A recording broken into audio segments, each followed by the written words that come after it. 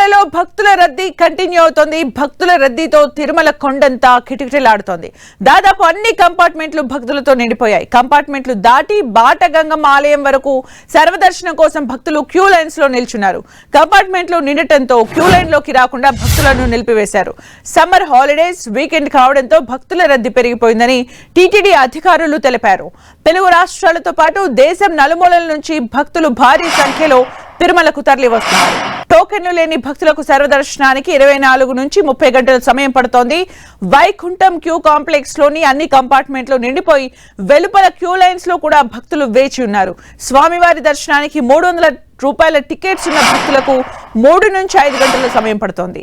Time slot టోకెన్లు ఉన్న వారికి దర్శనం పూర్తి కావడానికి 4 నుంచి 6 గంటల సమయం పడుతోంది. తిరుమలకు వచ్చే భక్తుల సంఖ్య పెరగడంతో కళ్యాణకట్ట దగ్గర తలనీలాలు సమర్పించేందుకు భక్తులు గంటల తరబడి వేచి ఉండాల్సి వస్తోంది.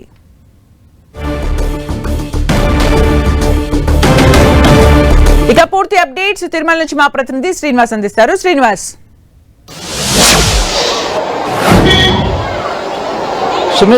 సుమిత్ర, తిరుమలలో భక్తుల రద్దీ కొనసాగుతుంది. వేసవి సెలవులు కావడంతో తిరుమలలో భక్తుల రద్దీ అంతకంతకు పెరుగుతోంది. మనం చూసాము గత వారం రోజులుగా కూడా తిరుమలలో విపరీతమైన రద్దీ ఏర్పడింది. ప్రస్తుతం మనము క్యూ లైన్ వద్దనున్నాము.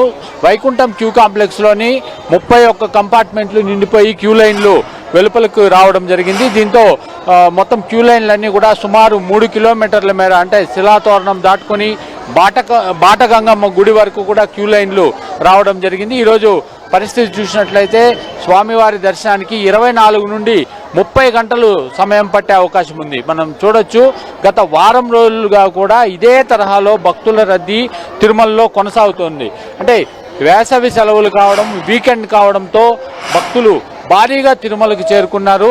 అయితే నిన్నటి రోజున మధ్యాహ్నానికే క్యూ లైన్లలోకి ఎంట్రీని టీటీడీ నిలిపివేసింది. అప్పటికే ఉన్న భక్తులకు దాదాపుగా 24 గంటలు దర్శన సమయం పడుతుండడంతో ఇవాళ ఉదయం 6 గంటలకు రావాలని తిరుమలలో అనౌన్స్మెంట్ టీటీడీ చేసింది.